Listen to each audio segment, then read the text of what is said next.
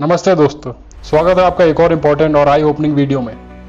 आज हम बात करेंगे एक बड़े एनवायरमेंटल क्राइसिस के बारे में जो केरला के कोस्ट पे हो रहा है, कोची ऑयल स्पिल। ये स्पिल अरेबियन सी में हुआ है और इसने मरीन लाइफ और कोस्टल कम्युनिटीज़ के लिए बड़ा खतरा पैदा कर दिया है। लेकिन सवाल यह है कि ये समुद्र इस डैमेज से कब तक रिकवर करेगा और क्या ये कभी पूरी तरह से ठीक हो भी सकता है। चलिए इसके बारे में डिटेल में जानते हैं और ये भी देखते हैं कि हम इसके लिए क्या कर सकते हैं। तो वीडियो के एंड तक बने रहिए। पहले ये समझते हैं कि ऑयल स्पिल हुआ कैसे।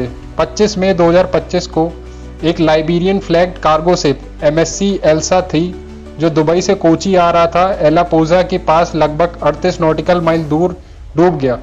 इस शिप में थे 640 कंटेनर, जिसमें से 13 में खतरनाक केमिकल थे और साथ ही 84 टन डीजल और 367 टन फर्नेस ऑयल भी था।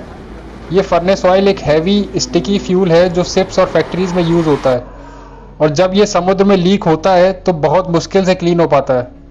इसके साथ ही शिप में कैल्शियम कार्बाइड भी था जो पानी के कांटेक्ट में आने पर फ्लेमेबल गैस रिलीज करता है।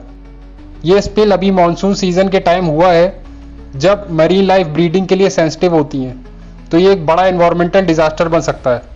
अब समझते हैं ये ऑयल स्पिल समुद्र को कैसे अफेक्ट करता है। जब तेल ओशन में गिरता है तो ये बस सरफेस पे फ्लोट नहीं करता, ये एक कॉम्प्लेक्स प्रोसेस से गुजरता है। जैसे स्प्रेडिंग, ऑयल मिनटों के अंदर ही कई स्क्वायर किलोमीटर तक फैल जाता है और एक थिन स्लिक बना लेता है। इवेपोरेशन, ऑयल के लाइटर पार्ट इवेपोरेट हो जाते हैं, स्पेशली ट्रॉपिकल वाटर जैसे अरेबियन सी में जहां टेम्परेचर हाई होता है। इमल्सिफिकेशन, ऑयल पानी के साथ मिक्स होकर एक थिक माउसी लाइक सब्सटेंस बनाता है जिसको क्लीन करना बहुत मुश्किल है। Sedimentation, heavy parts of oil particle के साथ बाइंड होकर सी बेड पे डूब जाते हैं और वहां मरीन लाइफ को हार्म करते हैं। यह प्रोसेस एक कॉफी और क्रीम के मिक्स जैसे है, एक बार मिक्स हो गया तो अलग करना ऑलमोस्ट इम्पॉसिबल है। ये ऑयल, फिश, बर्ड्स, कोरल और मैंग्रोव पे चिपक जाता है और फूड चेन को डिसरप्ट करता है। सबसे बड़ी प्रॉब्लम, ये डैमेज सरफेस पे दिखना बंद हो जाता है लेकिन सी बेड और मरीन लाइफ पे इसका असर सालों तक बना रहता है। अब जानते हैं कि अरेबियन सी को स्पिल से रिकवर होने में कितना टाइम लगेगा। एक्सपर्ट के अकॉर्डिंग ये डिपेंड करता है कई फैक्टर्स पे, जैसे ऑयल का टाइप, पानी का टेम्परेचर और क्लीन अप कितनी जल्दी शुरू होता है। कोची स्पिल में फर्नेस ऑयल है जो हैवी और स्टिकी है, जो कि डिग्रेड होने में टाइम लेता है। सरफेस वाटर, वेव और बैक्टीरिया की हेल्प से सरफेस का ऑयल 4 से 8 वीक में क्लियर हो सकता है।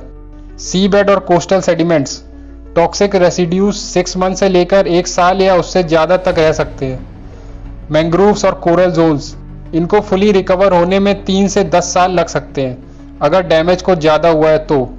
फिश पॉपुलेशन, अगर और पॉल्यूशन ना हो तो फिश स्टॉक 1 से 2 साल में रिकवर कर सकते हैं। अरेबियन सी के वार्म वाटर ऑयल को ब्रेक डाउन करने में थोड़ी हेल्प करते हैं, लेकिन मानसून के वजह से वेव्स और ह्यूमिडिटी क्लीनअप को कॉम्प्लिकेट कर सकती है। प्लस अगर कैल्शियम कार्बाइड लीक होता है तो ये इकोलॉजिकल डैमेज को और बढ़ा सकता है। चलो कुछ रियल वर्ल्ड एग्जांपल देखते हैं जो हमें इस स्पिल के इम्पैक्ट को समझने में हेल्प करेंगे। पहला है MV रैक मुंबई 2011। इस स्पिल के बाद मैंग्रोव्स को रिकवर होने में 3 से 5 साल लगे। एनोड स्पिल तमिलनाडु 2017, इसने फिश पॉपुलेशन और फिशिंग इंडस्ट्री को हिट किया और टॉक्सिक रेसिड्यूज मंथ तक सेडिमेंट में रहे। डीप वाटर होराइजन USA 2010, ये ग्लोबल एग्जाम्पल है। 14 साल बाद भी गल्फ ऑफ मैक्सिको के सी बेड में ऑयल ट्रेसेस मिलते हैं। ये एग्जाम्पल बताते हैं कि सरफेस का ऑयल शायद वीक्स में गायब हो जाए, लेकिन फूड चेन और सी बेड पे असर सालों तक रहता है। कोची स्पिल के केस में मानसून सीजन की वजह से ब्रीडिंग साइकिल डिस्टर्ब होने का रिस्क है, जो फिशरमैन और मरीन लाइफ के लिए बड़ा प्रॉब्लम है। तो सवाल है कि इस डिजास्टर से डील करने के लिए क्या किया जाए। यहाँ 5 क्लियर एक्शन है जो अभी जरूरी हैं। पहला, इमीडिएट कंटेनमेंट। पहले 48 घंटे क्रिटिकल होते हैं। बूम्स, स्किमर और डिस्पर्सेंट यूज करके ऑयल को स्प्रेड होने से रोकना होगा। इंडियन कोस्ट गार्ड इस पे काम कर रहे हैं, जैसे समुद्र प्रहारी शिप और डॉर्नियर एयरक्राफ्ट डिप्लॉय किए गए हैं। दूसरा है सेडिमेंट मॉनिटरिंग। सी बेड में हाइड्रोकार्बन लेवल को एटलीस्ट 12 मंथ तक चेक करना होगा, स्पेशली फिशिंग जोन्स और कोरल एरियाज में। तीसरा है वाइल्ड लाइफ रिहेबिलिटेशन। NGOs और मरीन एजेंसीज को सी बर्ड्स, टर्टल और फिश की मॉनिटरिंग के लिए लाना होगा। अफेक्टेड एनिमल के लिए टेम्परेरी शेल्टर्स बनाने होंगे। चौथा है कम्युनिटी कम्युनिकेशन। फिशरमैन और कोस्टल कम्युनिटीज़ को ट्रांसपेरेंट अपडेट देने होंगे ताकि उन्हें पता हो फिशिंग कब सेफ है। पांचवा है national oil spill strategy. India को एक dedicated marine disaster response plan बनाने की जरूरत है। केरला जैसे कोस्टल स्टेट को कंटीजेंसी प्लान और इक्विपमेंट में इन्वेस्ट करना होगा। अब एक बड़ा सवाल, क्या समुद्र कभी पूरी तरह रिकवर कर पाएगा? स्टडीज के अकॉर्डिंग ऑयल स्पिल के रेसिड्यूज सेडिमेंट में सालों तक रह सकते हैं। फॉर एग्जाम्पल एक्सॉन वेल्डेज स्पिल 1989, 25 साल के बाद भी अलास्का के कोस्ट पे ऑयल ट्रेसेस मिले। फिश और सी बर्ड्स की कुछ स्पेसीज कभी फुली रिकवर नहीं हुई। अरेबियन सी के वार्म वाटर थोड़ी हेल्प करते हैं, लेकिन फर्नेस ऑयल जैसे हैवी फ्यूल्स स्टिकी होते हैं और सी बेड पे सिंक हो जाते हैं। मैंग्रोव्स, कोरल्स और मड फैट जैसे इकोसिस्टम को बड़ा नुकसान होता है। कभी कभी ये इकोलॉजिकल डेड जोन्स बन जाते हैं जहां लाइफ वापस आना मुश्किल होता है। लेकिन अगर टारगेटेड रेस्टोरेशन होती है और कम्युनिटी मॉनिटरिंग स्ट्रॉन्ग है तो रिकवरी पॉसिबल है, पर यह प्रोसेस स्लो है और कभी कभी इकोलॉजी फॉरएवर चेंज हो जाती है। कोची स्पिल का सबसे बड़ा इम्पैक्ट पड़ेगा फिशरमैन और कोस्टल कम्युनिटीज़ पे। ये स्पिल मानसून सीजन में हुआ है जब फिश ब्रीडिंग होती है, तो फिश स्टॉक कम होने का रिस्क है। फिशिंग इंडस्ट्री ऑलरेडी 3 वीक का बैन झेल चुकी है पास्ट स्पिल्स में, जैसे इन्नौर स्पिल। इस बार भी फिशरमैन यूनियन कंपेंसेशन मांग रहे हैं क्योंकि उनका लाइवलीहुड खतरे में है। प्लस सी फूड सेफ्टी एक बड़ा कंसर्न है। ऑयल के टॉक्सिक केमिकल फूड चेन में एंटर कर सकते हैं जो ह्यूमंस के लिए भी रिस्की हैं। दोस्तों, कोची ऑयल स्पिल एक वेकअप कॉल है।